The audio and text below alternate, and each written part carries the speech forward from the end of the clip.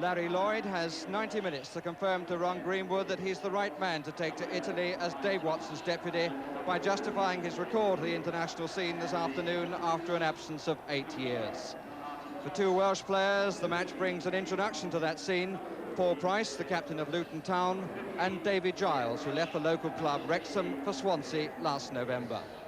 Mike England, the new Welsh manager, backs his pre-match comments with a positive team selection, which sees alongside the new caps Nicholas Hughes as the fullback and the recall of David Jones, who's been out with injury for 2 years, and Leighton James, who hasn't been selected for 18 months. After the excellent match with Argentina, Ron Greenwood intends to use this home international tournament to use his full squad. And for some, their chance will be crucial. In midfield of today's lineup, Hoddle wins his second cap, and Brooking and Kennedy are paired for only the third time. Curiously, too, it's the third time against Wales, but Greenwood has never previously chosen them as a pair.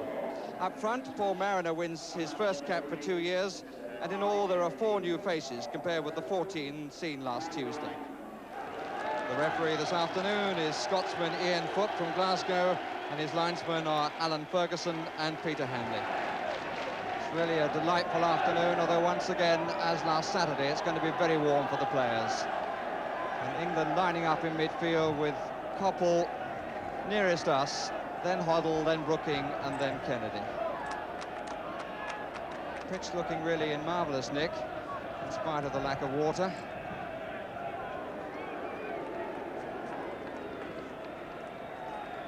Ray Clements, the England goalkeeper, made his debut against Wales back in November '72.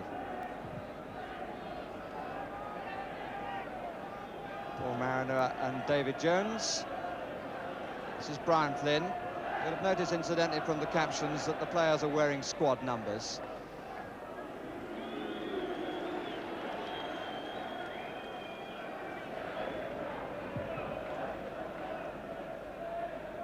Lloyd, Mariner, Brian Flynn, nicely forward to Giles, Walsh is in the middle, Thomas is arriving, and uncomprehensively, or rather comprehensively, brought down by Larry Lloyd.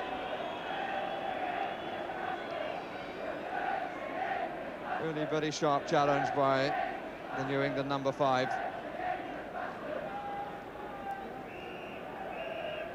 Yoreth and Giles in conversation, 4 players on the far post.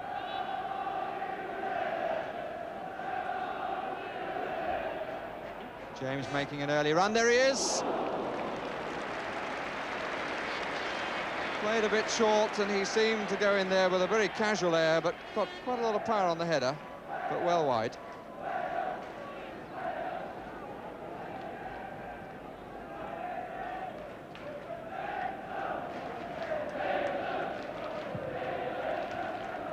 Price backing off as Nicholas takes it. Only to Barnes. Coppell making an angled run into the middle. Hoddle is on the far post, unmarked at the moment. Here's Hoddle! Just couldn't pull it back. But a corner has been given. Neil taken, out by Joey Jones.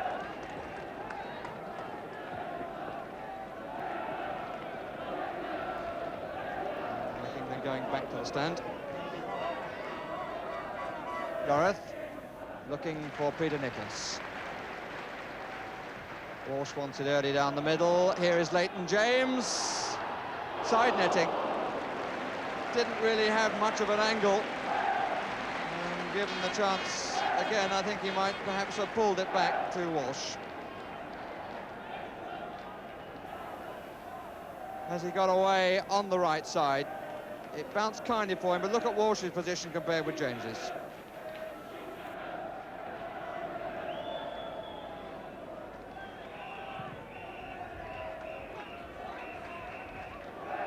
Welsh looking for offside, but they weren't really together, moving up.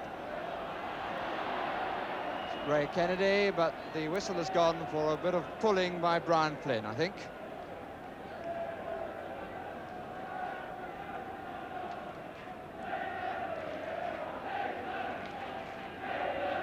Larry Lloyd has joined the players on the far post, or in line of the far post. And it was Mariner who tried to go for it, and a corner came off David Jones.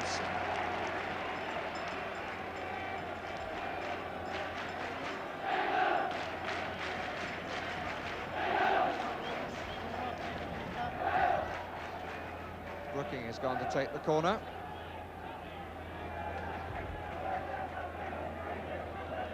Lloyd has remained up on the near post. Mariner just behind him. Change of angle by playing it back to Cherry. And he's worked space for himself well. And there's Lloyd, and Davis had it, lost it, and Barnes, he had the thump, and Mariner got the last touch. Lloyd causing the problems on the near post, but it's Mariner's goal. Real thump through the crowd. Good work here by Trevor Cherry, because he got himself into space. It was a cross that Di Davis couldn't hold under pressure from Lloyd on the near post. Came out to Barnes, who walloped it, but it was finally, I think, off Paul Mariner. So 16 minutes gone, and number 16 has scored for England.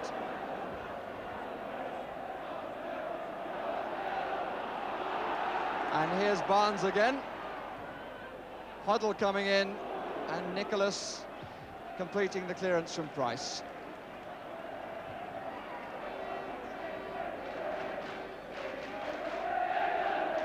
Yareth.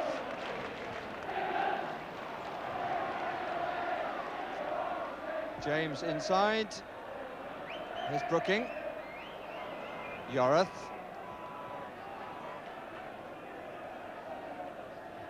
Laid for Joey Jones from Walsh, 4 Welshmen in the box, and that's Ray Clement's catch.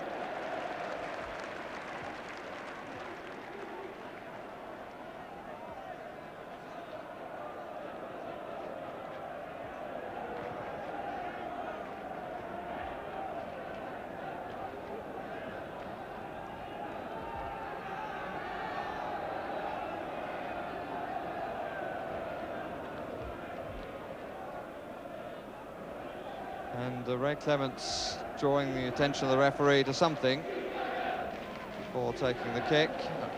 Phil Neal's got a knock on the thigh.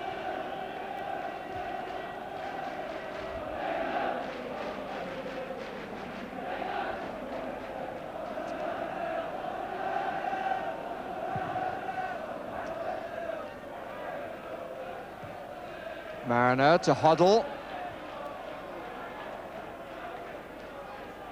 Finds Kennedy. Slightly mishit that. The last 3 matches between these two sides have produced all possible permutations of results. It was 0-0 at Wembley last year.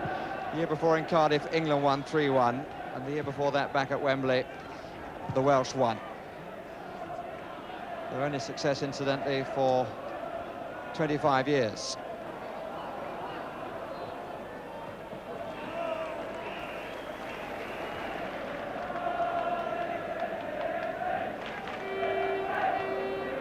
Here's Brian Flynn. Only Walsh left side of him. And now Walsh moving left of the penalty spot, being watched by Phil Thompson. But here is Walsh, and put in by Mickey Thomas. Well, they were watching Walsh, but they didn't mark him. And Mickey Thomas equalises 3 minutes after England went ahead.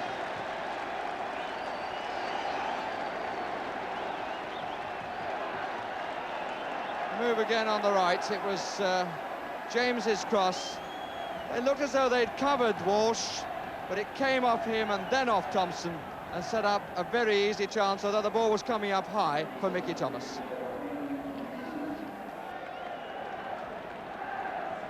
And England, as I suggested, have made the substitution. Kenny Sansom has come on, obviously playing at left back, with Trevor Cherry now moving to right back, and it's Phil Neal who's gone off. There's Sansom.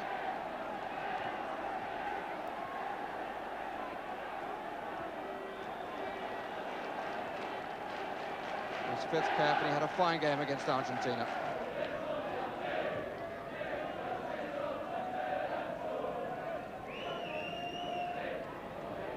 James. Flynn. James making the run out to the right.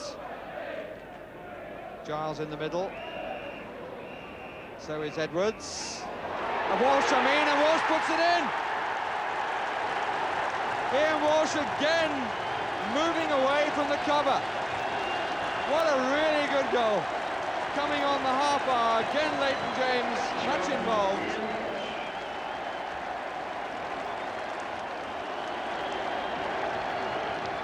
And Walsh taking the applause of the crowd, but Leighton James deserving a great deal of it. Got to the byline, away from Lloyd's tackle, and Walsh was really unmarked.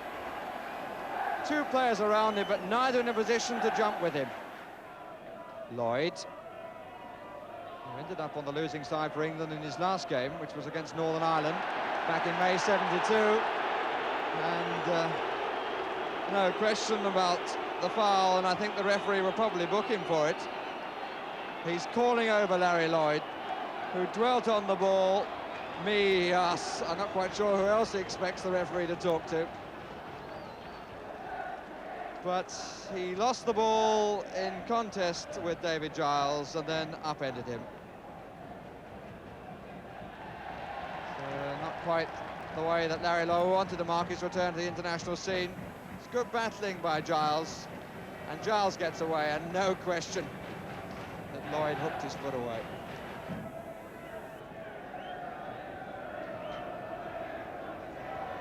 Flynn on for Giles.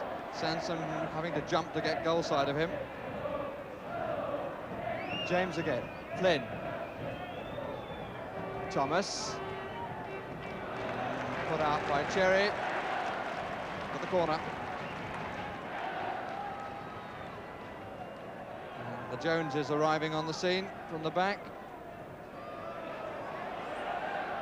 And finally the shot was by Nicholas. And Ray Clements couldn't have had a very clear view of that, but got his body behind it, and it was his body that stopped it initially, I suspect.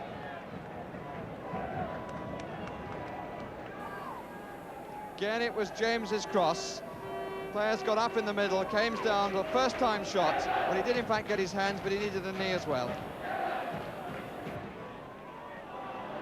And here's Trevor Brooking, and here's Peter Barnes curling away. Wanted it to come back the other way, but it's got a deflection at the moment that it was struck, and so it's a corner. Played through by Koppel to Brooking. As the man came to Brooking, he immediately played it square, and Barnes' shot got the nick for the corner. It's Koppel who's gone across to take it, and Lloyd has come up for it.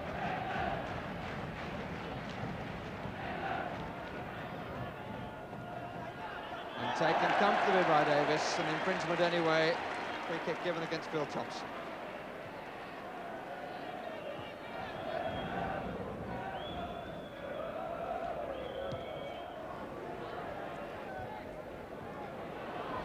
England's performance in this first half, as the whistle goes for a free kick against Wales. Leighton James goes to retrieve the ball. I think his performance a little bit reminiscent of the game in Sweden, when Ron Greenwood made a lot of changes. Only 5 players started this match, who started the match on Tuesday against Argentina, and one of those, Neil, has had to go off because of injury. I think England playing in Sweden after winning in Bulgaria were somewhat below par, as they have been in this first half, which ends with the Welsh leading by 2-1. Mariner having scored the first goal for England. And the equaliser coming from Mickey Thomas, who did well to keep a bouncing ball down. And it was Ian Walsh, after some more good work by Leighton James, who gave the Welsh the lead, which they keep to half-time on a ground where England have only once lost, and that was back in 1882. For space on the terraces. The youngsters, though, I think, being asked to get off the roof. For only the second time since Ron Greenwood took over, England start a second half on the wrong end of the score. This is 26th match, And he hasn't been beaten in any of the home internationals since he's been in charge. Here's Phil Thompson, the England skipper. And I suppose really it goes without saying that England have missed the experience of players like Kevin Keegan and Tony Woodcock, and also the general sort of teamwork that has been so much part and parcel of the English performance in recent games. When you make changes, you're bound to use a certain amount of that. Here's Di Davis. And the Welsh have made a substitution for the second half, bringing on Keith Pontin in place of the injured David Jones.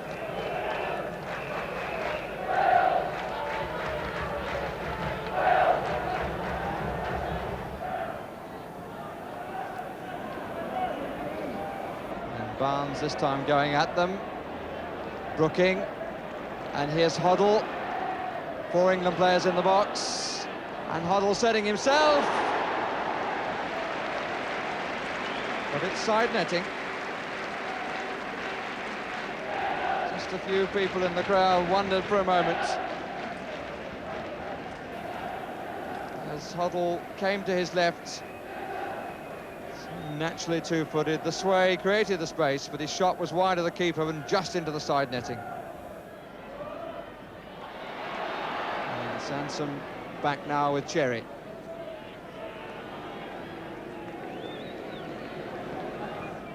Indication of the heat this afternoon from that low shot.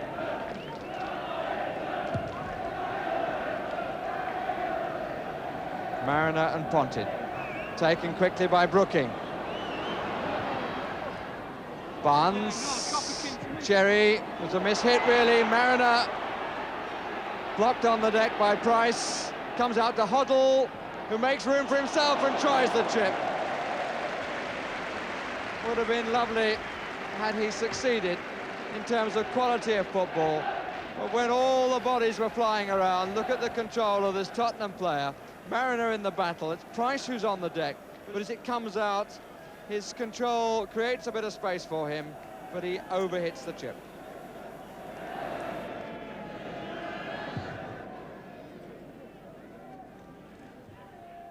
Lloyd, down to Ray Kennedy.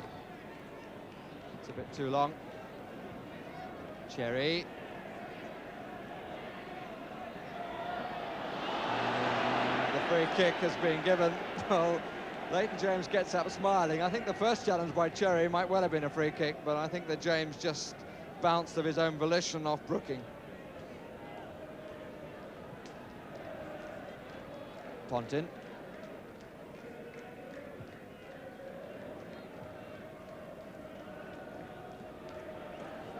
Hoddle. We've had an hour of the match and the Welsh lead by 2-1. And here is Leighton James on the break. Walsh up with him. Giles arriving square, and James gets the shot, a good save, and it's going in! And the Welsh take a 3-1 lead after a spell in which England seemed to be getting on top. And credit again to Leighton James, who really shouldn't have been allowed to get in a shot, but did. And in the bundle, the ball going over the line to give the Welsh a 3-1 lead. James taking on Lloyd, who really gave him a lot of space there for the shot. Off Clements, and in the battle at the near post, I think it may well have come off Larry Lloyd. But I'm sure that Leighton James will claim it. And there is no question that Wales have a 3-1 lead.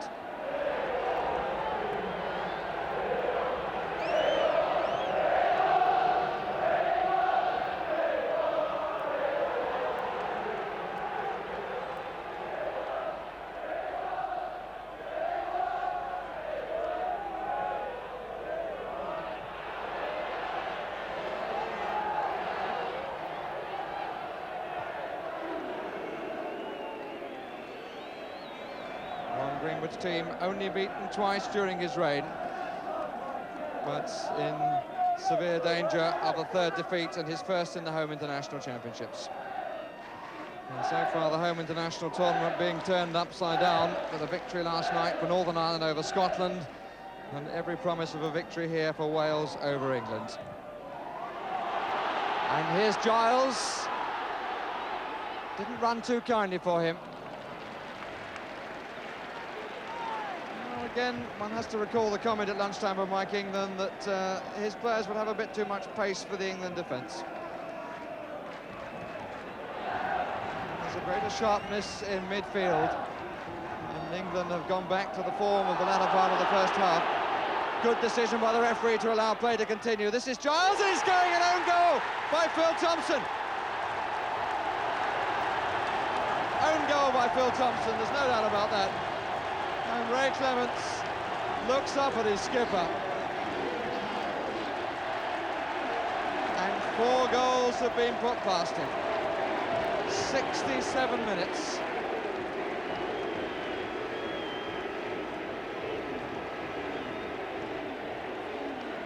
No chance for the keeper, it was going the other way.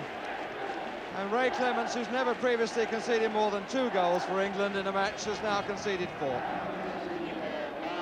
Those of you who might recall the 4-3 against Austria, let me remind you that Ray Clements in that match only played in one half and Peter Shilton in the other. And Phil Thompson really having a mammoth task as England skipper now. Oh, look again at the goal. Giles getting away from Trevor Brooking, the linesman flagged, the referee played the advantage, and as Thompson came across, it was deflected past Clements, who was going the other way. Kenny Sansom.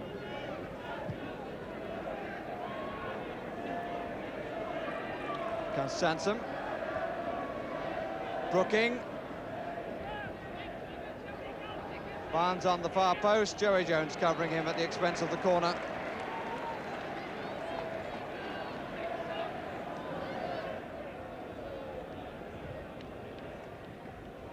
Headed the wrong way and then headed out by Keith Pontin in also a rather surprising manner.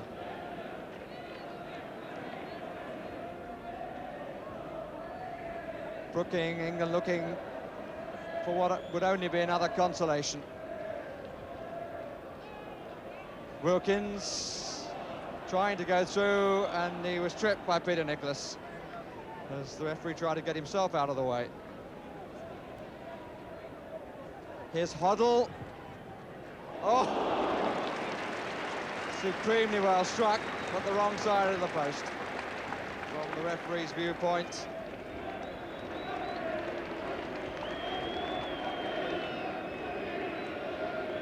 This is to be the last clearance.